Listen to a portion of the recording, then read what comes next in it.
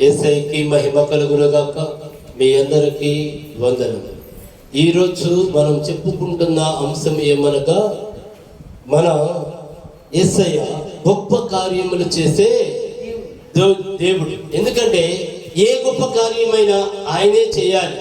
నీకు నువ్వుగా చేసుకోలేదు, నాకు నేనుగా చేసుకోలేము. కాబట్టి మన జీవితంలో అది ఏ సందర్భమైనా, ఎలాంటి సందర్భమైనా, ఎలాంటిదైనా ఆయన మాత్రమే చేయాలి.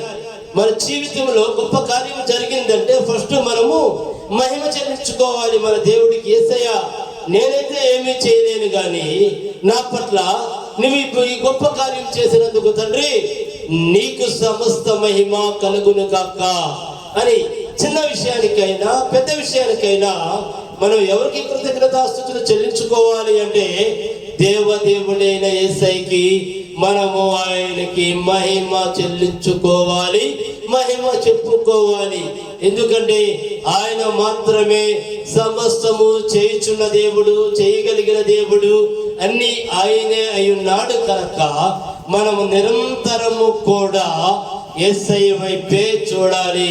మన చూపు ఎవరి వైపు ఉండాలి అంటే యేసయ్య వైపు ఉండాలి. ఎందుకంటే ఆయన మాత్రమే సమస్తము చేయగలిగిన దేవుడని నమ్మాలి.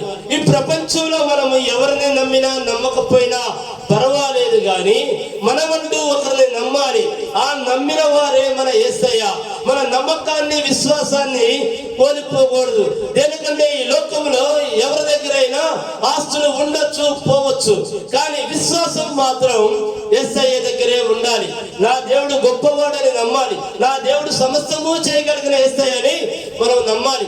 ఎందుకంటే మన నమ్మకం యేసయ్యే అయి ఉండాలి. అప్పుడు నీ జీవితంలో అనేకమైన ఇబ్బందులు వచ్చినా, అనేకమైన సమస్యలు వచ్చినా, ఏది వచ్చినా నువ్వు యేసయ్య వైపు ఎప్పుడైతే చూచుచున్నావో అవన్నీ కూడా నీ దగ్గరికి చేరలేవు, నిన్నేమీ చేయలేవు. దేనికి? మనం ఎప్పుడైతే మన చూపు యేసయ్య వైపు ఉంటుందో మనము యేసయ్య బిడ్డలం. దేనికి? గొప్ప కార్యాలు ఎవరు చేసేది చెప్పండి? యేసయ్య మాత్రమే. అందుకే మనకి గొప్ప కార్యాలు ఎవరు, ఎలా యేసయ్య మన జీవితంలో మనకి ఎట్లా చేస్తున్నాడు అనేది ఇప్పుడు మనం వాక్యం ద్వారా తెలుసుకుందాం. అంటే మన దేవుడు ఎంత గొప్ప దేవుడు, మన దేవుడు ఎన్ని గొప్ప కార్యాలు చేసే దేవుడు అని మన వాక్యం నుండే తెలుసుకుందాం. మాటల్లో చెప్పుకుంటాం కాదు, వాక్యంలో వ్రాయబడి ఉన్నది. మనము చెప్పుకుందాం, మాట్లాడుకుందాం. ఏపు గ్రంథము 37వ అధ్యాయము 5వ వచనం చదవండి. దేవుడు ఆశ్చర్యముగా ఉరుముధ్వని చేయును.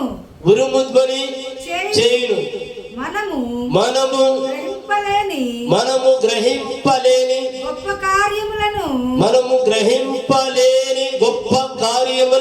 ఆయన చేయును. ఒక్క నిమిషం అమ్మ. ఎలాంటి గొప్ప కార్యములు మనం గ్రహింపం అంటే మనం ఒక నైజం ఏమిటి అంటే ఎవరైనా సరే, ఎవరైనా నీకు సహాయం చేశారనుకో, అది నీకు ఎంతవరకు గుర్తుంటుంది? ఇప్పుడున్న పరిస్థితిని బట్టి 1 గంట, 2 గంటలు, లేదా పోనీ 1 రోజు, లేదా 2 రోజులు, లేదా వారం రోజులు. ఆ తర్వాత నీకు సహాయం చేసిన వ్యక్తి నీకు ఎదురుపడ్డ పరిస్థితి ఎలా ఉందంటే, నువ్వెవరవో నాకేం తెలుసాయా, నువ్వు గంగా చేసేవలేదు, నాకు సహాయం, దాని గురించి అంటే నేను చెప్పాలంట నీకు అనే పరిస్థితుల్లో ఉన్నారు మనుషులు. దేనికంటే మనుషుల్ని అపవాది ఆ విధముగా వాడుకుంటుంది. ఒక వ్యక్తి ఎవరైనా మనకు సహాయం చేసాడు అంటే మనం తిరిగి చేయలేకపోయినా ఆ వ్యక్తిని చూస్తూనే ఇతను నాకు సహాయం చేశాడు, ఇతను నుండి నేను సహాయం పొందుకున్నాను అని మన మనసులో ఎప్పుడైతే మనకి కలుగుతుందో దాన్ని యేసయ్య చూచుచున్నాడు కనుక నేను దీవిస్తూ మొదలు పెడతాడు. కానీ అలాంటి వారు ఈ లోకంలో లేరు. నువ్వు ఎంతైనా సహాయం పొందు, నువ్వు ఎంతైనా అతని నుంచి ఎంత సహాయం పొందినా అది గంటల్లోకి మారిపోయింది, లేదా రోజుల్లోకి మారిపోయింది. ఎందుకంటే ఈ వ్యక్తి నాకు సహాయం చేశాడని ఆ నిమిషము మాత్రం చెప్తాడు. దేనికి? అప్పుడు సహాయం పొందుకొని ఉన్నాడు కాబట్టి. ఇతను తిరిగి ఇయ్యలేకపోయినా అక్కడ కావాల్సింది ఏమిటి అంటే కృతజ్ఞత. ఆ వ్యక్తి నాకు సహాయం చేసాడు, నేను ఎప్పటికైనా సరే ఆ వ్యక్తికి మళ్ళీ సహాయం చేయాలి అని ఉండాలి మామూలుగా. కానీ అసలు లేనిదే ఏమిటంటే కృతజ్ఞత. పోనీ వేళ సహాయం చేసిన వ్యక్తి బాధల్లో ఉండి అడిగాడు అనుకో, ఏమంటారో తెలుసా?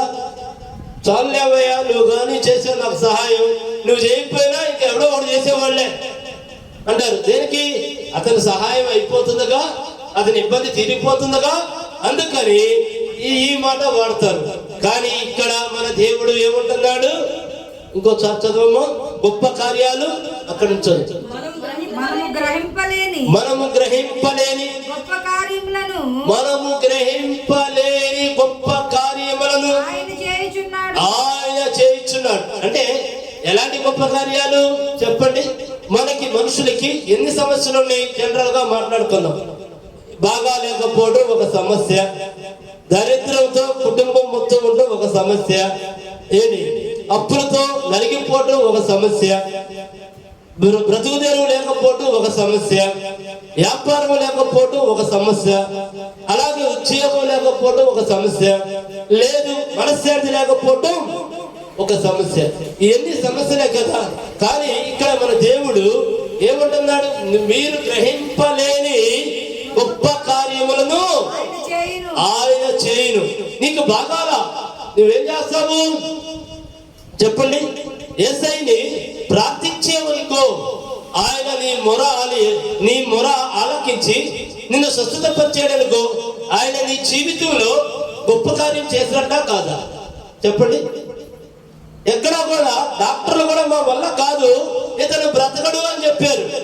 కానీ నీకున్న పరిపూర్ణ విశ్వాసంతో, నీకున్న యేసయ్య పైన నమ్మకంతో, దేవా నీవు మాత్రమే నన్ను బ్రతికించగలవు, దేవా నీవు మాత్రమే నన్ను జీవింపగలవు అని కనుక బలమైన విశ్వాసంతో నువ్వు ప్రార్థన చేసిన తర్వాత యేసయ్య నిన్ను స్వస్థత పరిచాడనుకో, అది నీ జీవితంలో చేసిన గొప్ప కార్యమా కాదు చెప్పండి? అద్భుతాలే మరి అయ్యింది.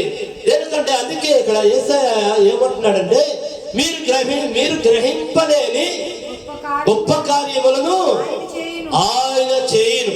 ఎవరైనా యేసయ్య.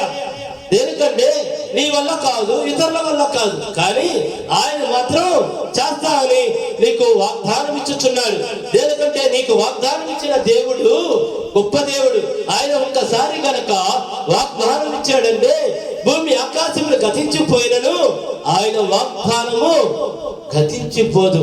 అట్లాగే నువ్వు అప్పులు ఊపిలో కొట్టుకులాడుచున్నావు, అయ్యా నాకేం మార్గము లేదు, అయ్యా నేను ఎటు చూస్తున్నా నాకు మార్గమే కనపడటం లేదు, నాయనా నాకు ఎటు చూస్తున్నా నాకు శూన్యమే కనపడుతుంది, దేవా నా పట్ల నువ్వు గొప్ప కార్యములు చేయి తండ్రి అని నువ్వు ప్రార్థన చేసేవనుకో, ఆయన నీకున్న ప్రతి ఒక్క అప్పును తీర్చివేసి నిన్ను గొప్పవాడుగా చేసాడనుకో, ఆ గొప్ప కార్యం ఎవరు చేసినట్లు?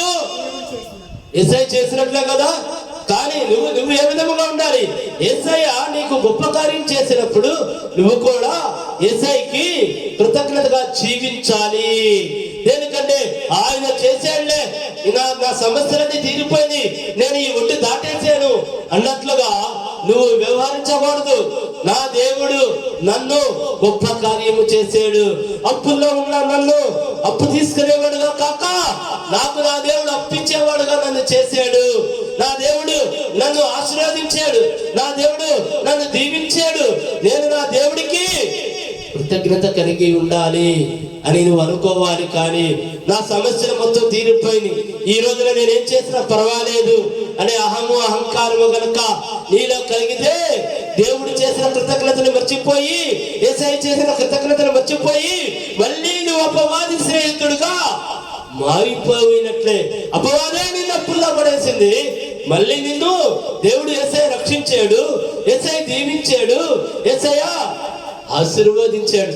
కానీ నువ్వేం చేస్తున్నా? మళ్ళీ వాడు స్నేహమే చేర్చున్నావు.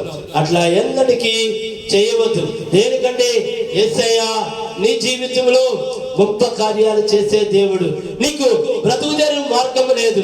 నువ్వు బాగా చదువుకొని ఉన్నావు. నువ్వేం చేయాలి? నువ్వు చదివిన చదువు చాలా పెద్ద చదువు, కానీ నువ్వేం చేస్తున్నావు? ఈ రోజున 10,000 రూపాయల జీతానికి పని చేస్తున్నావు. నువ్వు బలమైన విశ్వాసంతో యేసయ్య దగ్గర మొర్రపెట్టి ప్రార్థన చేయి. దేవా, నేను గొప్ప చదువు నువ్వు దాంతో చదివించావు, నాకు గొప్ప జాబుని గొప్ప ఉద్యోగములను కూడా నువ్వే ఇప్పించు తండ్రి అని మీరు మొర్రపెట్టి ప్రార్థన చేశాడు. నీ మొర యేసయ్య ఆలకించాడు. 10,000 జీతం నుంచి నిన్ను 1,00,000 రూపాయల జీతగాడుగా చేశాడు. కానీ నువ్వేం చేసావు? 10,000 జీతంలో ఉన్నప్పుడు నీకు యేసయ్య గుర్తున్నాడు. 10,000 జీతం చేస్తున్నప్పుడు రోజుకి 4 సార్లు ప్రార్థన చేసావు. 1,00,000 రూపాయల జీతానికి వెళ్ళిన తర్వాత యేసయ్య నీకు జ్ఞాపకం రావటంలా, యేసయ్య నీకు గుర్తు రావటంలా. దేనికి? నీ రేంజ్ అమాంతం పెంచేశాడు. నీ జీతం దానికి 10 రెట్లు పెంచేశాడు. ఇంకా యేసయ్యతో నీకు పని లేకుండా అయిపోయింది. కష్టాల్లో ఉన్నప్పుడు యేసయ్య నీకు కావాలి. యేసయ్య నన్ను జ్ఞాపకం చేసుకో, యేసయ్య నాకు గొప్ప స్థితి, యేసయ్య నాకు గొప్ప ఉద్యోగం అని నువ్వు ప్రార్థన చేసావు. కానీ నీ 10,000 జీతాన్ని 10 రెట్లు పెంచి నీకు మంచి ఉద్యోగం ఇచ్చి నిన్ను గొప్పవాడిని చేసినప్పుడు ఇక నువ్వు యేసయ్యను మర్చిపోయావు. ఆయన చేసిన గొప్ప కార్యమును మర్చిపోయి విలాసాలకు అలవాటు పడ్డావు, లోకస్తులకు అలవాటు పడ్డావు, లోక కోరికలు తీర్చుకుంటున్నావు. అది నీకు మంచిదేనా? కాదు. దేనికంటే నిన్ను గొప్ప చేసిన దేవుడు యేసయ్యని నువ్వు మర్చిపోవద్దు. దేనికంటే ఆయన మాత్రమే నిన్ను గొప్ప చేయగలిగిన దేవుడై ఉన్నాడు. ఆయన మాత్రమే నిన్ను ఆశీర్వదించిన దేవుడై ఉన్నాడు. ఎందుకంటే ఆయన ఒక్కడ మాత్రమే సర్వశక్తిమంతుడు. ఇంకా అనేక మంది ఉన్నారు, వ్యాపారాలు పెట్టారు, వ్యాపారం అభివృద్ధి లేదు. అది ఎంత చూసినా సరే ఈ అనేక మంది శత్రు సైన్యం నీ మీద, నీ షాపు మీద వేటాడుచున్నారు. నిన్ను పైకి రానియకుండా కుంగటేల వరకు తొక్కాలని అనేకమైన ప్లాన్లు పొందుతున్నారు. నువ్వైతే యేసయ్య వైపే చూడు, నువ్వైతే యేసయ్యనే ప్రార్థించు. ఆయన గొప్ప కార్యములు చేసే దేవుడని నమ్ము. నువ్వు విశ్వాసాన్ని కోల్పోవద్దు. నీ విశ్వాసముతో ప్రార్థన చేయి. ఎందుకంటే నిన్ను కొట్టిన శత్రువులు కూలిపోతారు, రాలిపోతారు. దేనికంటే ఆయన చూసుకుంటాడు. నీ జోలికొస్తే నీ దేవుడైన యెహోవా సహించేవాడు కాదు, ఊరుకునేవాడు కాదు. నీ ఎదుటే వాడిని హతమార్చే దేవుడు మన దేవుడు. ఎందుకంటే ఆయన సన్నిధిలో ఉన్న బిడ్డని, ఆయన స్తుతించే బిడ్డ జోలికి ఏ ఒక్కరు వచ్చినా ఆయన ఊరుకోడు. ఎందుకంటే ఆయన బిడ్డ జోలికి ఎవరైనా వచ్చారంటే అది అపవాది క్రియ అని అక్కడ యేసయ్యకి తెలుసు కనుక ఏ ఒక్కరిని కూడా ఆయన ఊరుకోడు. ఒక దారి నుంచి కనుక వస్తే 7 మార్గముల నుంచి పారిపోతాడు శత్రువు. నీవైతే బలమైన విశ్వాసంతో ఉండు. నీ దేవుడు నిన్ను గొప్ప చేసే దేవుడు, నిన్ను ఆశీర్వదించే దేవుడు, నిన్ను దీవించే దేవుడై ఉన్నాడు. నీ విశ్వాసాన్ని కోల్పోవద్దు. ఆయన మనల్ని గొప్ప చేసే దేవుడి కోసం చదువు. ఎలాంటి దేవుడు? మనము గ్రహింపలేని గొప్ప కార్యములను, అంటే అసలు మనం ఊహించాం. అంటే మనం గ్రహింపలేనంటే మనం ఊహించకుండా ఆయన మన జీవితంలో ఏం చేస్తా అంటున్నాడు? గొప్ప కార్యాలు కాదా, గొప్ప మేలులు ఆయన చేస్తా అంటున్నాడు. మన వంతేమిటి? ఆయన్ని బలమైన విశ్వాసంతో ప్రార్థన చేయి. యేసయ్య నిన్ను ఆశీర్వదించేంత వరకు ప్రార్థన చేయి. యేసయ్య నిన్ను గొప్ప చేసేంత వరకు ప్రార్థన చేయి. నీ జీవిత కాలము నువ్వు ప్రార్థన చేస్తానే ఉండు. చాలా మంది ఆయన నుంచి వచ్చే గొప్ప కార్యాలని, ఆయన ఆశీర్వాదాలని ఏ విధముగా కోల్పోతున్నారో తెలుసా మీకు? యేసయ్య నన్ను గొప్పవాడిని చేయి, యేసయ్య నన్ను దీవించు, యేసయ్య నన్ను ఆశీర్వాదించంటున్నాడు. ఎప్పుడైతే ఆయన దీవిస్తూ స్టార్ట్ చేస్తాడో, ఎప్పుడైతే ఆయన మిమ్మల్ని ఆశీర్వాదిస్తూ స్టార్ట్ చేస్తాడో, ఎప్పుడైతే ఆయన మిమ్మల్ని గొప్పవారిని చేస్తూ స్టార్ట్ చేస్తారో మీరేమవుతారో తెలుసా? ఆయనకి దగ్గరగా ఉన్న మీరు యేసయ్య నిన్ను అభివృద్ధి చేసే కొద్దీ యేసయ్యకి దూరం వెళ్ళిపోతా ఉంటారు. ఇక యేసయ్యని ప్రార్థన చేస్తానికి మీకు సమయం ఉండదు. యేసయ్యని యేసయ్య అని మీరు అడగడానికి యేసయ్యకి మీరు సమయం ఇవ్వరు. మీ సమయం అంతా దేనికి ఇస్తారు? ఈ ధనానికే ఇస్తారు, ఆ డబ్బులు దాచుకోవడానికి ఇస్తారు, ఆస్తులు కొనుక్కోవడానికి ఇస్తారు. అర్థమైందా? యేసయ్యకి మాత్రం సమయం ఇవ్వకుండా అయిపోతుంది. కానీ మనము దేవుడి దృష్టిలో, యేసయ్య దృష్టిలో కృతజ్ఞతాహీనులుగా మనము ఉండవద్దు. మనం కృతజ్ఞత కలిగి ఉండాలి. యేసయ్య బిడ్డలు అంటే ఎలా ఉంటారో తెలుసా? విశ్వాసం కలిగి ఉండాలి. యేసయ్య బిడ్డలు అంటే ఎలా ఉండాలో తెలుసా? కృతజ్ఞత కలిగి ఉండాలి. యేసయ్య బిడ్డలు అంటే ఎలా ఉండాలో తెలుసా? ప్రేమ చూపించే బిడ్డలుగా ఉండాలి. అప్పుడే మనం నిజముగా యేసయ్య బిడ్డలు. అదే విధముగా ఇంకా ఎంతో మంది ఉన్నారు, ఏ మాత్రమైనా సరే బాధ కలిగిందా ఇక ప్రార్థన చేయరు. బాగున్నంత సేపు ప్రార్థన చేస్తారు. బాధలు కనుక వచ్చింది అంటే యేసయ్య వైపు చూడరు. దేనికంటే అసలు నువ్వు చూడవలసిందే ఎప్పుడో తెలుసా? నువ్వు బాధల్లో ఉన్నప్పుడు, నువ్వు వ్యాధుల్లో ఉన్నప్పుడు, నువ్వు సమస్యల్లో ఉన్నప్పుడు, నువ్వు దరిద్రంలో ఉన్నప్పుడు, నిన్ను శత్రువులు ముట్టుచున్నప్పుడు, శత్రువులు నీ కోసం కాపు కాస్తున్నప్పుడు, అప్పుడు నీకు ఎవరు సహాయం కావాలో తెలుసా? యేసయ్య సహాయం కావాలి. దేనికంటే ఎవరు నిన్ను రక్షించలేరు, ఎవరు నిన్ను కాపాడలేరు, ఎవరు నీ ఎమ్మటే రారు. నువ్వు బాగున్నంత సేపు నీతో ఉంటారు. నువ్వు బాగున్నంత సేపు నీకేదొచ్చినా నేను చూసుకుంటా అంటారు. నీ డబ్బుని, నీ దగ్గర ఉన్న రూపాయి కాజేస్తానికి, నీకు ఏదైనా నేనున్నాను బ్రదర్ అని చెప్పేసి అంటారు. నీకు ఆపద కలిగిందా? ఆ బ్రదర్ ఎవరో నువ్వెవరో. నీవు గనుక కుప్పకూలిపోయావా, నిన్ను పైకి లేవనెత్తేవారు కూడా ఎవరో లేరు. కానీ మనము నమ్మిన యేసయ్య, మన దేవుడైన యేసయ్య, ఆయన ప్రేమ కలిగిన దేవుడు, ఆయన ఆశీర్వదించే దేవుడు, ఆయన ప్రతి ఒక్కరిని గొప్ప చేసే దేవుడు ఉన్నాడు కనుక నువ్వు ఏ పరిస్థితుల్లో ఉన్నా బలమైన విశ్వాసముతో, నాయనా నేను బ్రతికినంత కాలము తండ్రి అయా విశ్వాసంతో జీవిస్తా, నీ యందు నమ్మకముతో నేను బ్రతుకుతాను తండ్రి అని నీవు దేవుడి దగ్గర వాగ్దానము చేయి. అదే విధముగా నీకు ఏ కష్టం ఉన్నా, ఏ బాధ ఉన్నా, ఏ సమస్య ఉన్నా ఆటల వైపు చూడకు. నిన్ను సృష్టించిన దేవదేవుడైన యేసయ్య వైపు చూసి నువ్వు ప్రార్థన చేయి. నాయనా నీవు మాత్రమే నన్ను రక్షించగలిగిన దేవుడివి. యేసయ్య నీవు మాత్రమే నన్ను స్వస్థత పరిచే దేవుడివి. నీవు మాత్రమే నాకు బ్రతుకు తెరువు మార్గము చూపించే దేవుడివి. యేసయ్య నీవు మాత్రమే అయా నా వ్యాపారముని అభివృద్ధి చేసే దేవుడివి. యేసయ్య నీవు మాత్రమే నా దరిద్రముని పారదోలే దేవుడివి. యేసయ్య నీవు మాత్రమే నన్ను నడిపించగలిగిన దేవుడివి. అయా నీవు నా చెయ్య విడవని దేవుడివి తండ్రి. అయా నీవు నాకు ఆవిష్కారం ఇచ్చినంత వరకు తండ్రి అయా నేను తండ్రి ప్రార్థన చేస్తానే ఉంటా, నీ బిడ్డగా జీవిస్తానని యేసయ్య దగ్గర నిలబడి ప్రార్థన చెయ్యి. ఇచ్చిన మాట ప్రకారం జీవించు. యేసయ్య నీతోనే ఉంటాడు. నీ చుట్టూ ఎన్ని సమస్యలున్నా, నీ చుట్టూ ఏమున్నా వాటిని ఏమీ కూడా నీ దగ్గరికి రాలేవు. కారణం ఏమిటో తెలుసా?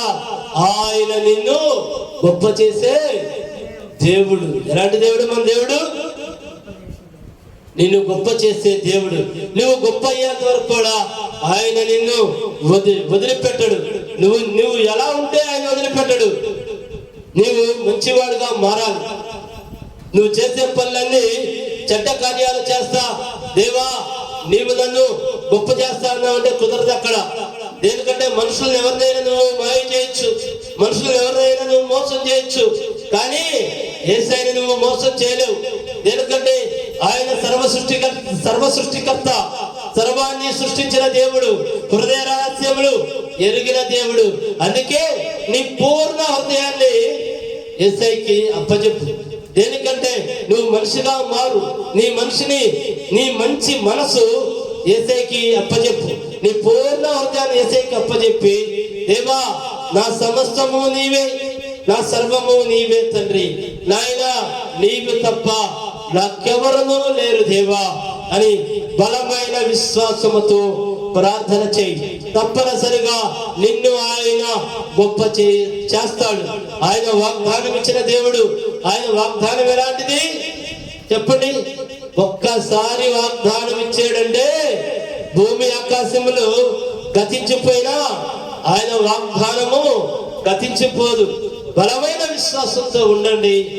అనేకమైన మేలులు యేసయ్య దగ్గర నుండి మనము పొందుకోవచ్చు. మరొక వాక్య భాగానికి వెళ్దాం.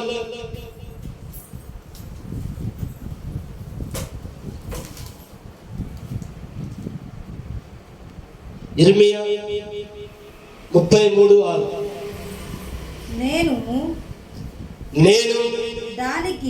నేను దానికి ఆరోగ్యమును స్వస్థతను మరలా రప్పించుచున్నాను.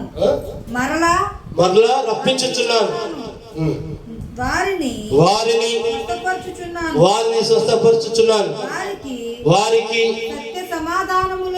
సత్య సమాధానములను సమృద్ధిగా బయలుపరచెదను. ఎందుకంటే ఇక్కడ వాక్యంలో ఏమనుందో చూసారా? మీకు స్వస్థత కావాలంటే ఎక్కడ రావాలి? ఆరోగ్యం కావాలంటే ఎక్కడికి రావాలి? సమాధానం కావాలంటే ఎక్కడికి రావాలి? చెప్పండి. సమృద్ధి కావాలంటే ఎక్కడికి రావాలి? ఇది నేను చెప్పుచున్న మాట కాదు, వాక్యంలో వ్రాయబడి ఉన్న మాట. మళ్ళొక్కసారి నేను రిఫరెన్స్ చెప్తాను, మీరు రాసుకోండి. ఇర్మియా 33:6. మీరు ఇది రాసుకొని ఎప్పటికప్పుడు మీరు వాక్యం చదవండి. యేసయ్య మీరు ఈ వాగ్దానం ఇచ్చిన దేవుడు తండ్రి, నాయనా మీరే అయా ఆరోగ్యం ఇచ్చే దేవుడు, అయా మీరే స్వస్థపరిచే దేవుడు అని ఇక్కడ వాక్యము చెప్పుతుంది. మళ్ళొకసారి చదవమ్మా ఫస్ట్ నుండి. ఆరోగ్యమును స్వస్థతను మళ్ళా రప్పించుచున్నాను. అంటే ఈ మాట ఎందుకన్నాడు ఆయన? యేసయ్య ఈ మాట ఎందుకన్నాడు చెప్పండి? ఆరోగ్యమును స్వస్థతను మళ్ళా రప్పించుచున్నా అంటే మీరు గతంలో ఇదివరకు యేసయ్య దగ్గర మాట ఇచ్చి తప్పారేమో. దేవా నేను బ్రతికున్నంత కాలం నాయనా నిన్ను స్తుతిస్తా, నిన్ను ఆరాధిస్తా, నిన్ను మహిమపరుచుకుంటూ ఉంటాను తండ్రి అని మీరు మాట ఇచ్చి తప్పారేమో. అంటే యేసయ్య తగదించుకునేవాడా కాదు. మీరు యేసయ్య సన్నిధానంలో లేనందుకు అపవాది నీకు అనేకమైన వ్యాధిని తెప్పించింది అని అర్థం. కానీ అక్కడ యేసయ్య అంటున్నాడు, మరలా నేను నిన్ను స్వస్థత పరుస్తా. నువ్వు నా మార్గాన్ని వదిలి వెళ్ళావు, మళ్ళీ నిన్ను అపవాది దెబ్బతీసింది, నిన్ను మళ్ళీ అపవాది కొంగ తీసింది, అయినా నేను నీకు మళ్ళీ స్వస్థపరుస్తా. దేనికి? నీవు నా సొత్తు, నువ్వు నా బిడ్డవి, నేను నిన్ను ప్రేమించుచున్న తండ్రిని. కాబట్టి అనేకమైన సార్లైనా మరలా నేను నిన్ను ప్రేమిస్తా, నేను దీవిస్తా. నీ పైన పగబూనేవాడిని కాదు, నీ పైన పగబూనేది ఎవరు? అపవాది. నేను నిన్ను ప్రేమించే దేవుడు కాబట్టి రా, నేను నిన్ను మళ్ళీ దీవిస్తా, మళ్ళీ ఆశీర్వదిస్తా అని ఆయన ప్రేమతో మళ్ళీ నిన్ను ఆహ్వానించుచున్నాడు. ఆయన నిన్ను పిలుచుచున్నాడు. యేసయ్య పిలుచుచున్నాడు. ఇంకోసారి చదవమ్మా మళ్ళీ ఫస్ట్ నుండి. ఆరోగ్యమును స్వస్థతను మళ్ళా రప్పించుచున్నా. ఎందుకంటే నీవు యేసయ్య దగ్గర నుంచి దూరముగా పారిపోయావు దుష్టుడి దగ్గరికి. దీనికి ఏమేమి వచ్చింది? మళ్ళీ అనారోగ్యం వచ్చింది. ఎందుకంటే ఐశ్వర్యం పోయింది, నీ స్వస్థత పోయింది. అయినా యేసయ్య ఏం చేస్తున్నాడు? మళ్ళా నేను ఇస్తారా. దేనికి? ఆయన నిన్ను ప్రేమించుచున్నా దేవుడు కాబట్టి. దేనికి? అయ్యో నా బిడ్డని నేను దీవించకపోతే, నా బిడ్డని నేను ఆశీర్వదించకపోతే, నా బిడ్డని నేను స్వస్థతపరచకపోతే ఎవరిస్తారా? నువ్వు పోయింది అని బాధపడద్దు. నీ తండ్రినైనా నేను సమస్తము చేయగలిగిన దేవుడిని, చేసే దేవుడిని. రా నా దగ్గరికని యేసయ్య నిన్ను పిలుచుచున్నాడు. రా యేసయ్య దగ్గరికి రా. ఆయన గొప్ప దేవుడు. నువ్వే పరిస్థితుల్లో ఉన్నావో, నువ్వు ఎలా ఉన్నావో, యేసయ్య దగ్గర మాట తప్పాను అని నువ్వు బాధపడుచున్నావేమో, అయినా సరే యేసయ్య నిన్ను పిలుచుచున్నాడు. ఆయన నిరంతరము నిన్ను పిలుచుచున్న దేవుడు. ఆయన నిరంతరము నిన్ను స్వస్థత పరిచే దేవుడు, ఆయన నిరంతరము నిన్ను ఆదరించే దేవుడు, ఆయన యేసయ్య నిన్ను నిరంతరము ప్రేమించే దేవుడై ఉన్నాడు. ప్రతి బిడ్డని ప్రేమిస్తాడు. నువ్వు ఎలాంటి పరిస్థితుల్లో ఉన్నా నిన్ను ప్రేమిస్తాడు. నువ్వు ఎవరికి పనికి రాకపోయినా నిన్ను ఆయన ప్రేమిస్తాడు. నువ్వు ఎవరికి వద్దనకన్నా నువ్వు మాత్రం ఆయనకి కావాలి. ఆయన గొప్ప దేవుడై ఉన్నాడు. ఎందుకంటే ఆయన నిన్ను సృష్టించుకున్న తండ్రి అయి ఉన్నాడు కాబట్టి. ఇంకోసారి చదువు మొత్తం. ఆరోగ్యమును స్వస్థతను మరలా రప్పించుచున్నాను, వారిని స్వస్థపరచుచున్నాను, వారికి సత్య సమాధానములను సమృద్ధిగా బలపరచెదను. నువ్వేమేమైతే కోల్పోయేవో అవన్నీ మళ్ళీ నేను నీకు ఇచ్చుచున్నాను అని యేసయ్య చెప్పుచున్నాడు. దేనికంటే మీరు సమయం ఉన్నప్పుడు ఖచ్చితంగా బైబిల్ తీసుకోండి, ఈ రిఫరెన్స్ రాసుకోండి. ఇర్మియా 33:6 మీరు రాసుకుని సమయం ఉన్నప్పుడు మీ జీవితంలో మీరు ఏం కోల్పోయారో మళ్ళీ నేను వాటిని అన్నిటిని ఇవ్వగలిగిన వాడిని నేనే రాని యేసయ్య నిన్ను పిలుచుచున్నాడు. మళ్ళీ బలమైన విశ్వాసముతో నువ్వు ప్రార్థన చేయి. మళ్ళీ నీ జీవితాన్ని, నీ పూర్ణ హృదయాన్ని యేసయ్యకి అప్పగించు. దేనికంటే నీ యథార్థమైన మనసుని నువ్వు యేసయ్యకి కనుక ఇచ్చినట్లయితే సమస్తము యేసయ్యకి సాధ్యమే. అంటే ఎలా వెళ్ళాలి? యేసయ్య దగ్గరికి మనం ఎలా వెళ్ళాలంటే, అయ్యా నాదంటూ ఏమీ లేదు తండ్రి, సమస్తము నీవే దేవా, నాయనా నీవే నా జీవితము తండ్రి, నీవే నా మార్గము దేవా, నీవే నా సర్వస్వము తండ్రి అని మనము యేసయ్య పట్ల కృతజ్ఞత కలిగి ఉండాలి. దేనికంటే యేసయ్య ఎన్నటికీ నీ పైన ఆగ్రహించుకోడు. నిరంతరము ఆయన నిన్ను ప్రేమించుచున్న దేవుడై ఉన్నాడు, నిన్ను ఆదరించే దేవుడై ఉన్నాడు. ఎప్పుడు కూడా ఆయన చేతులు చాపి నిన్ను రమ్మనే పిలుచుచున్నాడు. దేనికి? ఆయన కౌగిట్లో నిన్ను భద్రపరచుకుంటానికి, ఏ ఒక్కరూ నశించకపోవడానికి ఆయన అస్సలకి ఇష్టపడడు. ఏ ఒక్కరూ నశించిపోకుండా ఉండడం కోసమే యేసయ్య రక్తాన్ని కార్చాడు. ఎందుకంటే ప్రతి ఒక్కరిని కూడా ఆయన రక్తంతో కడిగి ఆయన పరిశుద్ధపరచుకుంటానికి, ఆయన స్వస్థతపరచుకుంటానికి, ఆయన నూతన జీవితాన్ని నీకు ఇస్తానికి యేసయ్య సిద్ధముగా ఉన్నాడు. ఏ మాత్రము కూడా నువ్వు మొహమాట పడకు. అంటే మొహమాటం అంటే ఏంటి? నేను దేవుడి పట్ల ఒకనొక టైంలో వాగ్దానం చేసుకుని ఉన్నాను, ఆ వాగ్దానం తప్పాను, నా దేవుడి దగ్గరికి నేను మళ్ళీ ఏ ముఖం పెట్టుకోలేను. నీకున్న ఉందనే ఎల్లు. ఆయన నిన్ను సృష్టించిన దేవుడు, ఆయన నీకు ముఖాన్ని ఇచ్చిన దేవుడు. కాబట్టి ఇలాంటివన్నీ కూడా నీ హృదయంలో ఎవరు ప్రేరేపణ చేస్తాడు? అపవాది ప్రేరేపణ చేసింది. నువ్వు యేసయ్యకి ఒకసారి మాట ఇచ్చావు, తప్పావు, ఆయన నిన్ను మనం క్షమిస్తాడా? నా దేవుడు క్షమించే దేవుడే. ఎందుకంటే ఆయన నన్ను సృష్టించకన్నా సృష్టికర్త అని నువ్వు మాట్లాడు. ఎవరు మాట్లాడతారో తెలుసా? నీకు అపవాది నీతో మాట్లాడుతూ ఉండేది, దాన్ని జయించు. నా దేవుడు నన్ను క్షమించే దేవుడు, నా తండ్రి నన్ను దిక్కులేని వాడిలాగా వదిలేసే దేవుడు కాదు. నేను ఎక్కడున్నా సరే నా దేవుడు నా కోసం వెతుకుతాడు.